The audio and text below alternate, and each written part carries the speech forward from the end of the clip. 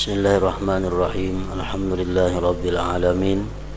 Wassalatu wassalamu ala asyrafil anbiya wal mursalin sayyidina maulana Muhammadin wa ala alihi wa ashabihi ajma'in. Qala al-musannif rahimahullah al-imam Abu Hamid Muhammad bin Muhammad al-Ghazali.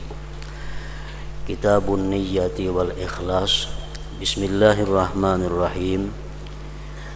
Nahmadullaha hamdas syakirin wa nu'minu bihi imanal muqinin wa nukirru bi wahdaniyatihi iqraras sadiqin wa nashhadu an la ilaha illallah rabbul alamin wa khaliqus samawati wal aradin wa mukalliful jinni wal insi wal malaikatil muqarrabin ayya'buduhu ibadatal mukhlisin.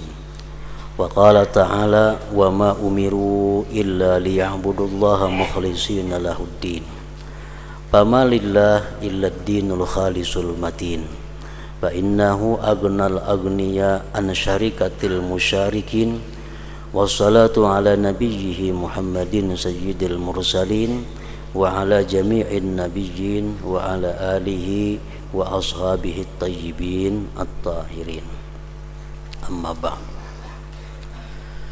Adapun sesudah itu, sesudah puji-pujian kepada Allah, sesudah syahadat, sesudah salawat dan salam, maka telah tersingkap bagi orang-orang yang mempunyai hati dengan penglihatan iman dan nur-nur Al-Quran, bahwa tidak bisa sampai kepada kebahagiaan kecuali dengan ilmu dan ibadah. Tidak akan bisa mendapatkan kebahagiaan yang sebenarnya, kebahagiaan yang hakiki, kecuali dengan bermodal ilmu dan ibadah. Manusia semuanya binasa kecuali orang-orang yang berilmu, dan orang-orang yang berilmu semuanya binasa kecuali orang-orang yang beramal, kecuali orang-orang yang mengamalkan ilmunya. Dan orang-orang yang beramal semuanya binasa. Orang-orang yang mengamalkan ilmunya pun binasa kecuali orang-orang yang ikhlas.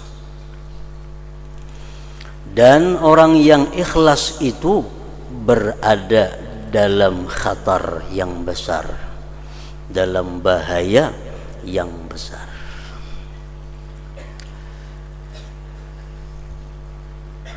Sebab amal ibadah akan bermanfaat apabila mana dilakukan dengan ikhlas. Dan ikhlas itu akan bisa berguna, akan bisa bermanfaat apabila kita bisa mempertahankan keikhlasan itu sampai akhir hayat kita. Kita hari ini bersedekah berdasarkan ilmu, mengamalkan ilmu, ikhlas bersedekah. Nah, itu akan menjadi pahala apabila keikhlasan yang kita lakukan pada hari ini itu bisa kita pertahankan sampai akhir hayat kita. Apabila dalam perjalanan hidup kita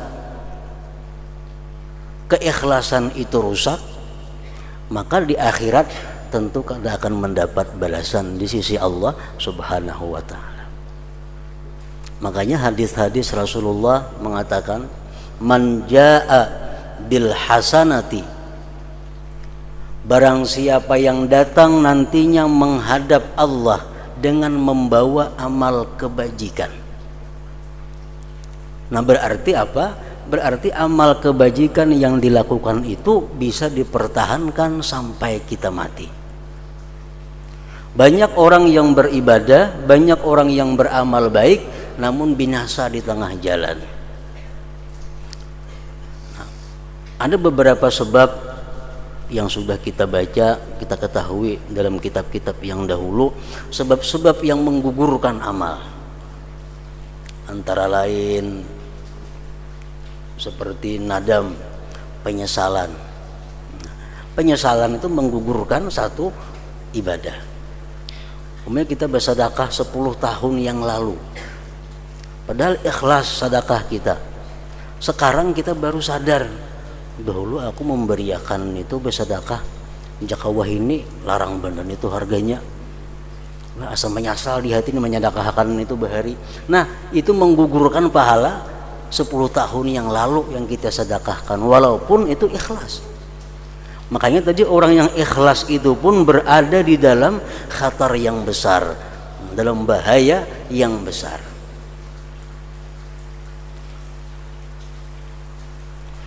Firman Allah mengatakan, yauma la yanfa'u malu wala banun illa man atallah biqalbin salim.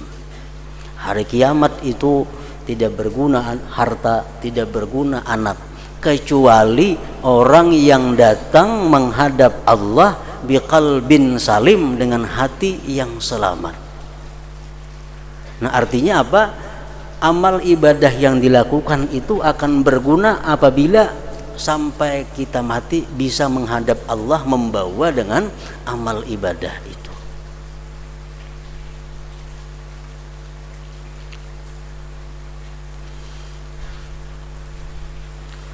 Kalau orang berbuat kebaikan, sebesar apapun kebaikan itu, kalau umpamanya di akhir-akhirnya dia murtad, nah itu sudah jelas amal kebaikannya akan gugur.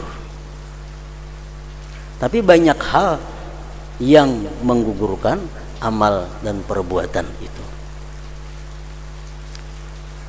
Seperti kita ikhlas membantu si fulan, kita ikhlas memberikan pertolongan kepada si fulan.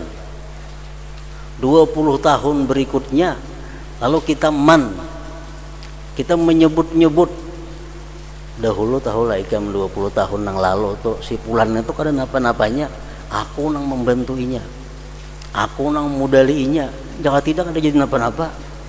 Padahal 20 tahun lalu kita ikhlas membantu itu. Tapi karena sekarang ini kita kita menyebut-nyebut, itu akan menggugurkan pahala.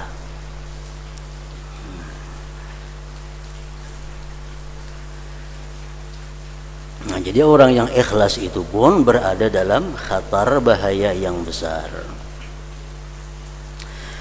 Amal perbuatan tanpa niat adalah suatu kepayahan.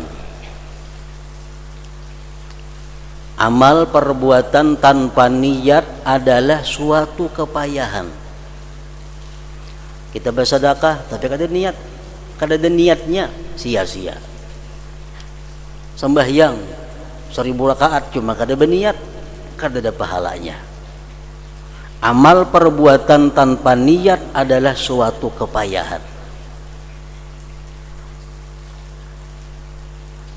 Dan niat tanpa ikhlas adalah riya. Dan riya itu sebanding dengan nifak, kemunafikan.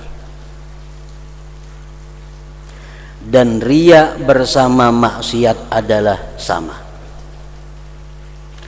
Dan ikhlas tanpa sidik dan pembuktian adalah bagaikan debu yang berterbangan.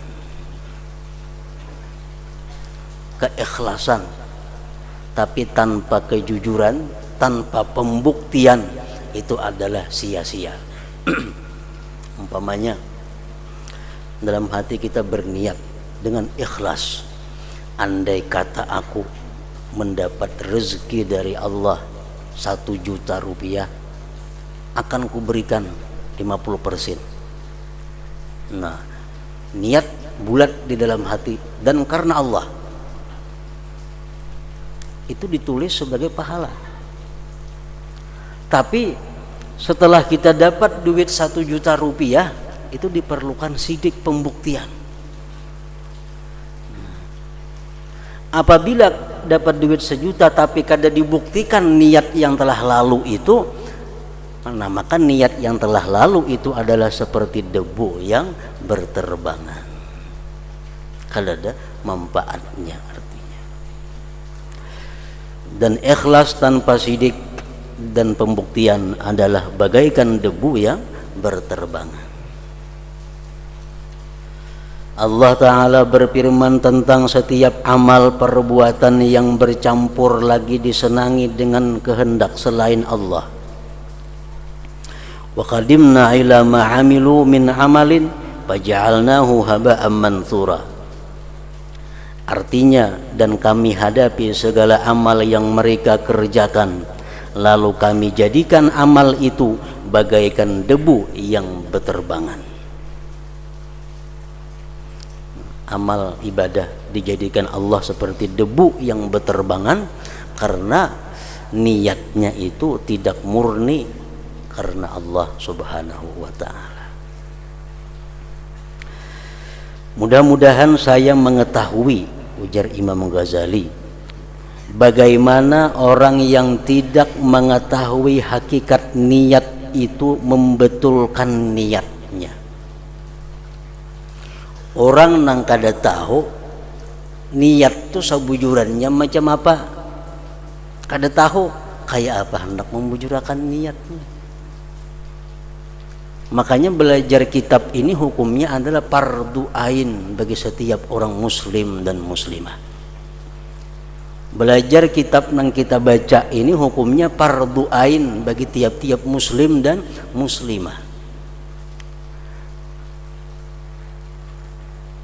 Kayak apa hendak membujurakan niat kalau maksud niat itu kada tahu macam apa arti niat. Apa dimaksud dengan niat, apa dimaksud dengan cita-cita, apa dimaksud dengan kebulatan hati, itu berbeda-beda. Atau bagaimana mengikhlaskan orang yang telah membetulkan niat apabila ia tidak mengetahui hakikat ikhlas. Kayak apa hendak ikhlas beribadah, arti ikhlas itu aja macam kada tahu. Ikhlas fardu ain tiap-tiap muslim dan muslimah. Pengertian niat sudah tahu, kayak apa niatnya supaya ikhlas, kalau arti ikhlas kada tahu. Dikira asa ikhlas sudah sembahyang, asa ikhlas sudah bersedekah, asa ikhlas sudah berbuat, padahal kada tahu nang apa sebujurnya ikhlas itu.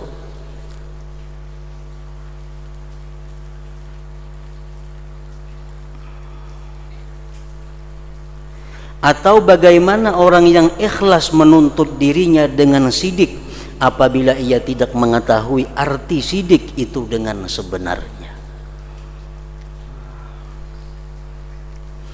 Maka tugas yang pertama bagi setiap hamba yang berkehendak taat kepada Allah adalah bahwa ia belajar niat.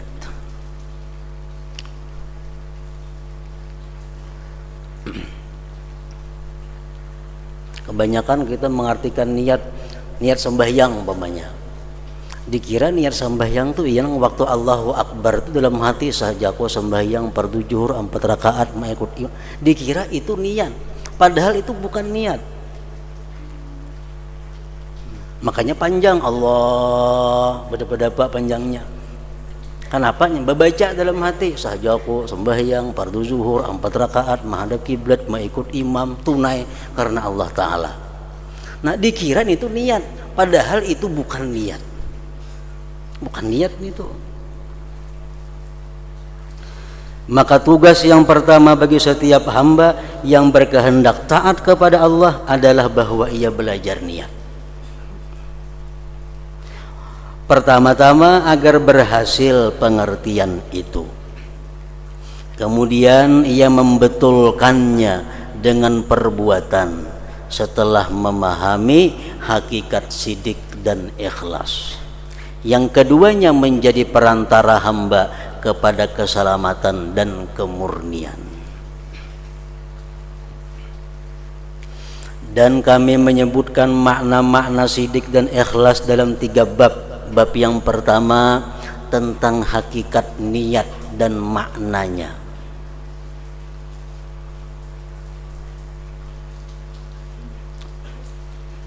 Bab yang kedua tentang ikhlas dan hakikat-hakikatnya. Bab yang ketiga tentang sidik dan hakikatnya. Bab pertama tentang hakikat niat dan maknanya.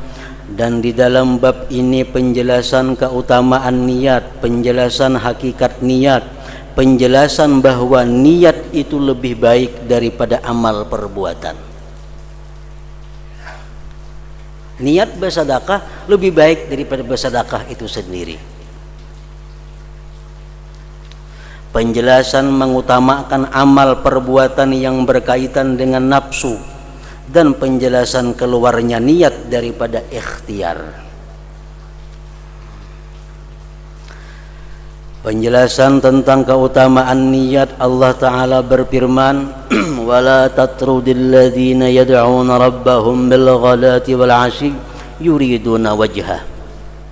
Artinya janganlah kamu mengusir orang-orang yang menyeru Tuhannya di pagi hari dan sore hari sedang mereka menghendaki keridhaannya. Yang dimaksud dengan kehendak itu adalah niat.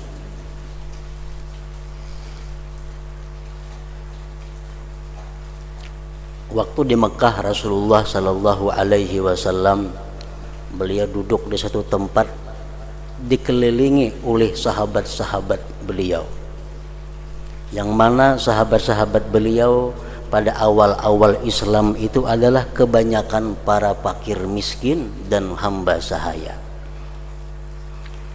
Duduk di dekat Rasulullah waktu itu ada Ibnu Mas'ud, orang miskin, ada Bilal, seorang budak, dan lain-lainnya.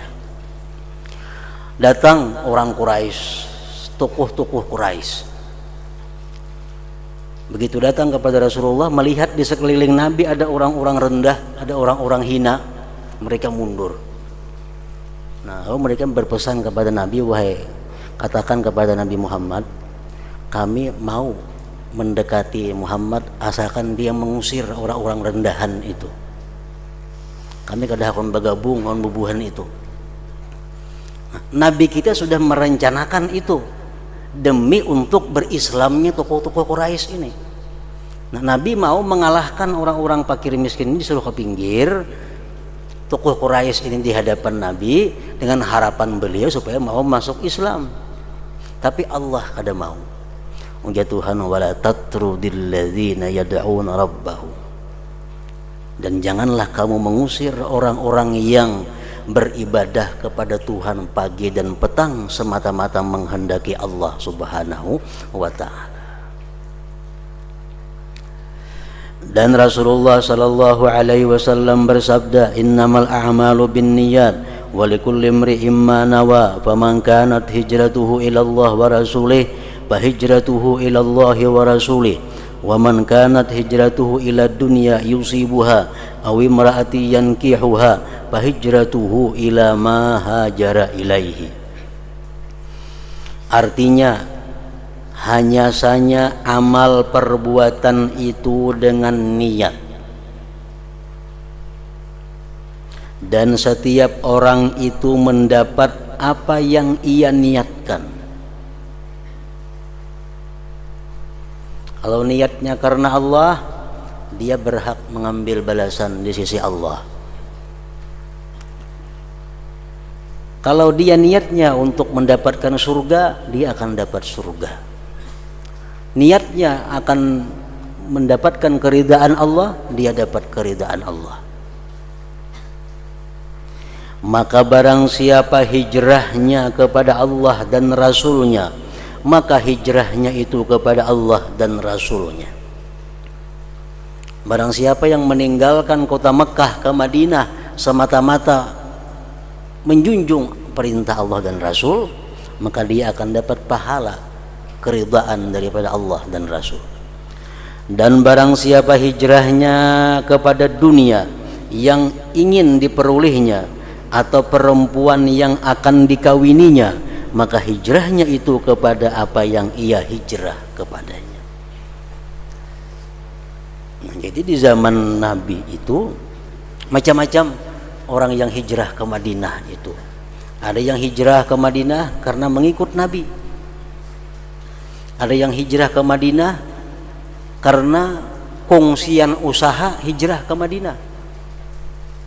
Ada yang hijrah ke Madinah karena tunangan hijrah ke Madinah.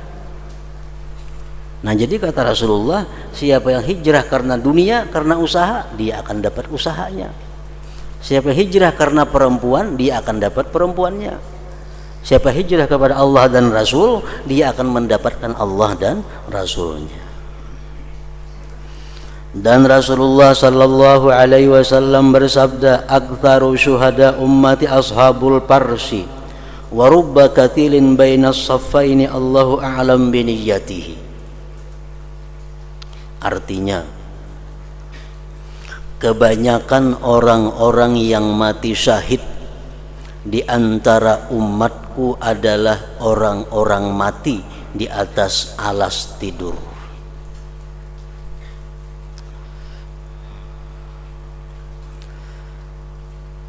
Jadi artinya, ujar Nabi kita, orang yang paling banyak mati syahid di antara umatku itu adalah orang yang mati di atas hamparannya, bukan mati waktu peperangan. Kenapa? Sebabnya, padahal biasa orang mati syahid itu orang yang berdarah-darah, dibunuh orang kafir.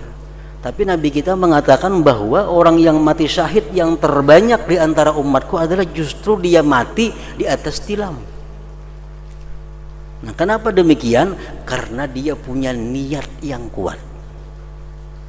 Dia punya niat. Niatnya apa? Dia punya niat, andai kata ada peperangan fisabilillah, aku rela mati di jalan Allah. Nah, niatnya kuat. Walaupun kada terjadi peperangan, walaupun dia mati di atas tilam, tapi dicatat Allah sebagai syuhada, sebagai orang yang mati syahid. Nah, ini kekuatan niat. Kekuatan niat. Dan banyak orang yang terbunuh di antara dua barisan perang itu, Allah Maha mengetahui dengan niatnya. Banyak orang yang mati fisabilillah secara zahir ikut berperang, tapi Allah tahu hatinya. Ada yang perang sabilillah ikut karena mengunting hartanya. Ada orang yang empat perang sabilillah ingin balas dendam kepada musuhnya. Ada orang kafir kebetulan musuhnya. Pas ada perang sabilillah, kesempatannya membalas dendam, membunuh musuhnya itu. Nah, ini bukan karena Allah. Walaupun dia mati dalam perang itu, dia akan dikeluarkan daripada syuhada, orang-orang yang mati syahid. Nah, walaupun kita mati di atas tilam, tapi kita punya niat yang kuat bahwa andai kata ada peperangan, kita rela mati di jalan Allah, nah kita sebagai syahid. Makanya tadi niyatul mukmin khairun min amalihi. Niat seseorang itu lebih baik daripada perbuatannya. Jadi antara umat dahulu dan umat yang terakhir, umat yang terakhir ini bisa mengejar kekurangan-kekurangan daripada umat yang dahulu itu dengan niat. Dengan niat. Nah, kita punya niat yang kuat. Andai kata andai kata aku hidup bersama Rasulullah sallallahu alaihi wasallam, andai kata aku hidup di masa beliau, maka separuh hartaku ini akan kuserahkan kepada beliau untuk sabilillah. Nah, dicatat Allah bahwa kita menyumbang Rasulullah separuh harta. Asal bujur-bujur niatnya mantap. Asal bujur-bujur niatnya mantap.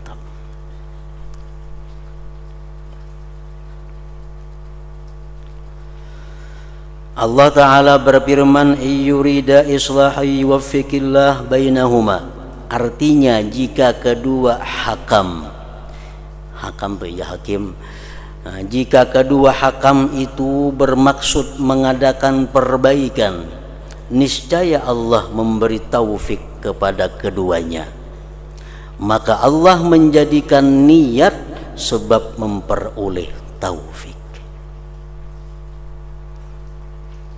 Ini firman Allah, "Iyurida islaha yuwaffiqillahu bainahuma." Ini ayat adalah urusan maislah, mendamaikan orang yang berumah tangga. Ini rumah tangga sepulan lawan pulanah. Rumah tangga ini kada ada damainya, aur perang, batangkar. Nah, sehingga oleh kedua belah pihak suami istri ini dicari jalan keluar kayak apa nang bagus supaya rumah tangga ini rukun, atau kayak apa caranya supaya jangan lagi bertengkar. Nah, lalu dicari dua orang hakam dari pihak perempuan saikung, pihak istri cari laki-laki nang saleh, dari pihak suami cari laki-laki nang saleh. Nah, ini dua hakam ini berunding kayak apa nang baiknya kula kita nang nina rumah tangganya aur macam ini aja. Nah, bila nang dua hakam ini bagus niatnya, bagus tujuannya, Allah akan memberi taufik, memberi petunjuk jalan keluar kayak apa nang bagus. Nah, jadi artinya niat yang bagus itu sebab untuk memperoleh taufik dari Allah Subhanahu wa ta'ala. Rasulullah sallallahu alaihi wasallam bersabda, "Innallaha ta'ala la yanzuru ila ajsamikum wa amwalikum wa innama yanzuru ila qulubikum wa a'malikum." Artinya sesungguhnya Allah Ta'ala tidak memandang kepada tubuh-tubuhmu dan harta-hartamu, dan hanya saja Dia memandang kepada hatimu dan amal perbuatanmu. Hanya saja Allah memandang kepada hatimu, karena hati itu tempat dugaan niat. Allah memandang kepada hati. Bila hatinya bagus, hanya dipandang Allah amalnya. Kenapa dipandang hati? Karena hati itu tempatnya niat. Tempatnya niat. Dan Rasulullah sallallahu alaihi wasallam bersabda, "Innal 'abda la ya'malu a'malan hasanatan fatas'adul malaikatu bi zuhufin mukhattamah fatulqa baina yadayillahi ta'ala fayaqulu alqu hadhihi as-sahifah fa innahu lam yurid bima fiha wajhi." ثم ينادي الملائكة اكتبوا له كذا وكذا فيقولون يا ربنا إنه لم يعمل شيئا من ذلك فيقول الله تعالى إنه نواه. Artinya sesungguhnya hamba itu melakukan amal-amal perbuatan yang baik. Misalnya sembahyang itu amal baik, sembahyang berjamaah amal yang baik. Lalu para malaikat naik dengan membawa lembaran-lembaran amal yang dicap, lalu dihadapkan di hadapan Allah Ta'ala.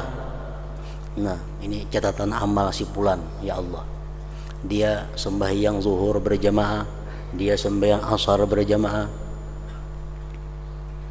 Maka dia berfirman, lemparkan ya Tuhan lembaran amal ini, buang lembaran amal itu, karena sesungguhnya ia tidak menghendaki keridhaanku dengan apa yang ada di dalamnya. Ini kada ikhlas ya Tuhan, buangnya itu. Kemudian dia Allah memanggil malaikat, ya Tuhan tulislah begini baginya ini dan ini. Ya Tuhan tulis pencuri, tulis ingin itu penipu. Lalu para malaikat berkata, sesungguhnya ia tidak berbuat sedikit pun dari yang demikian itu. Ya Allah, dia kada mencuri, dia di masjid sembahyang zuhur berjamaah, Jumat berjamaah, kada mencuri. Maka Allah Ta'ala berfirman, sesungguhnya ia telah meniatkannya. Mulai rumah sudah berniat hendak mencuri di masjid, hendak menipu di masjid. Malaikat menulis coba ini sembahyang berjamaah, tapi Allah menulis hatinya, bukan sembahyang ditulis Allah, tapi dia sebagai penipu karena dia mengetahui hati hamba-hambanya.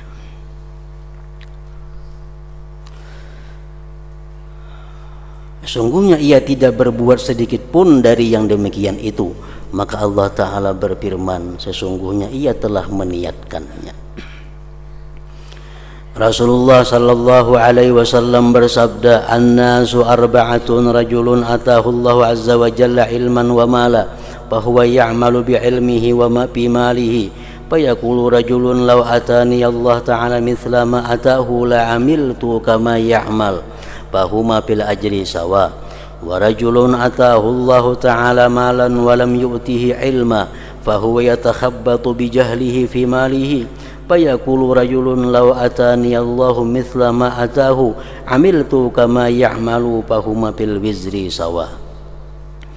Artinya manusia itu 4 macam, yaitu seorang laki-laki yang diberi Allah azza wa jalla ilmu dan harta, lalu ia beramal dengan ilmunya pada hartanya. Dia kaya dan punya ilmu, lalu dia bisa mengelola kekayaannya dengan ilmu agama. Lalu laki-laki lain berkata, seandainya Allah memberi kepadaku seperti apa yang diberikan kepada orang itu, niscaya saya beramal sebagaimana ia beramal. Maka keduanya dalam pahala adalah sama. Dan seorang laki-laki yang diberi oleh Allah Ta'ala harta tetapi tidak diberi ilmu, lalu ia bertindak dengan kebodohannya pada hartanya, lalu laki-laki lain berkata, seandainya Allah memberi kepadaku seperti apa yang diberikan kepada orang itu, niscaya saya berbuat sebagaimana ia berbuat. Maka keduanya dalam dosa adalah sama.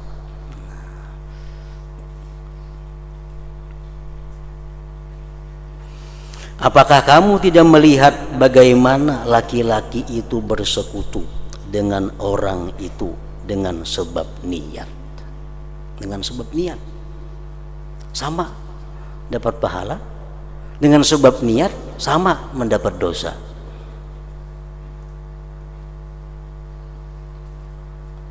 Orang ke masjid sembahyang berjamaah, nang saya kong berjamaah ke masjid lillahi ta'ala biasa, bayar untuk habis. Nang saya kong berjamaah di masjid tapi dengan niatnya ada di dalam hati. Andai kata nang jadi imam ini nang Rasulullah, maka alangkah bahagianya aku mengikut dengan Rasulullah. Nah, dapat pahala mengikut dengan Rasulullah sallallahu alaihi wasallam karena niatnya. Nang saya kong kada terpikirkan itu. Dapat pahala 27 berjamaah. Karena saya pun berpikir, majakannya Rasulullah nih hidup jadi imam sembahyang berjamaah, aku ikut jadi belakang sidin. Alangkah nikmatnya, alangkah senangnya sembahyang di belakang Rasulullah. Nah, luar biasa pahalanya orang sembahyang di belakang Rasulullah sallallahu alaihi wasallam. Nah, karena perbedaan niat, pahala pun yang didapat akan berbeda.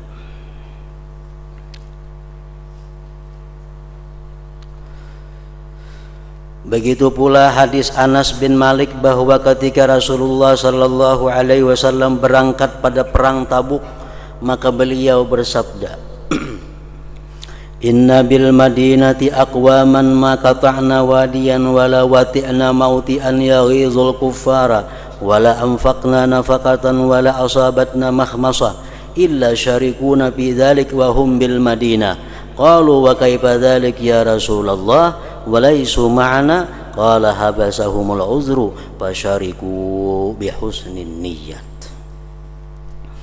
Artinya, ujar Nabi kita, sesungguhnya di Madinah ada beberapa kaum. Ini Nabi bersabda waktu beliau dalam peperangan Tabuk, tempat yang jauh dari Madinah.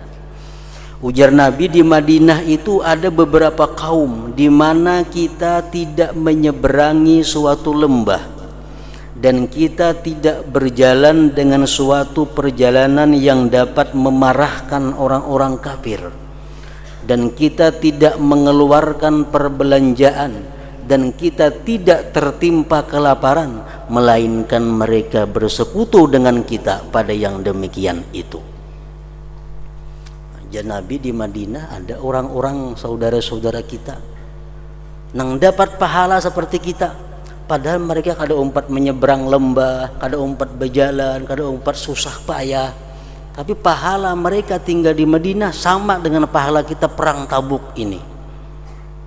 Mereka sahabat bertanya, bagaimana demikian wahai Rasulullah? Bagaimana bisa wahai Rasulullah?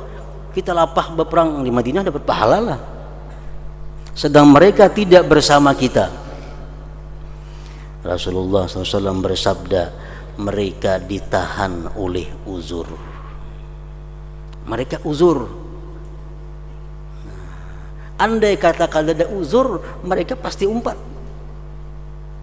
Andai kata mereka kada ada sesuatu masalah, mereka pasti ikut berperang bersama kita. Tapi karena mereka sakit, ada mereka mengurus orang nang garing, ada yang mengurus itu, sehingga kada kawa umpat kita, tapi niatnya tetap umpat kita. Nah, maka mereka bersekutu dengan sebab niat yang baik. Dengan sebab niat yang baik. Dalam hadis Ibnu Mas'ud disebutkan, man hajara yabtaghi syai'an fahuwa lahu. Artinya, barang siapa berhijrah untuk mencari sesuatu, maka ia bagi sesuatu itu.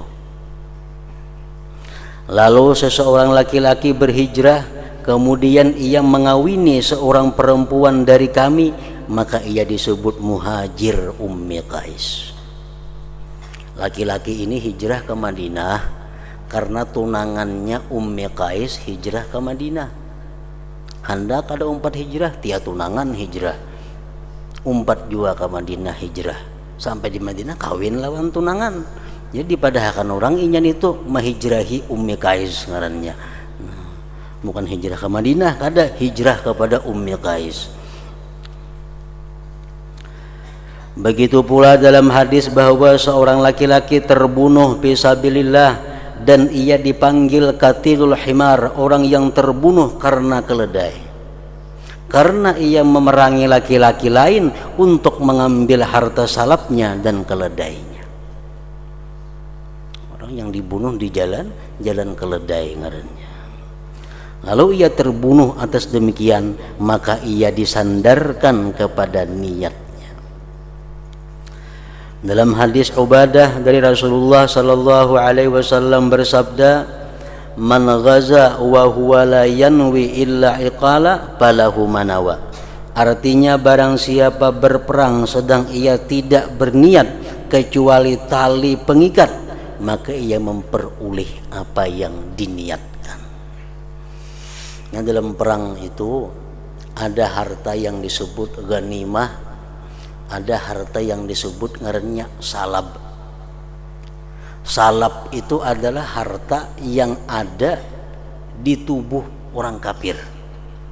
Misal orang kafir memakai gelang jam, orang kafir beutas, orang kafir beikat pinggang, orang kafirnya bakuda, orang kafirnya bepedang, berhadapan lawan kita.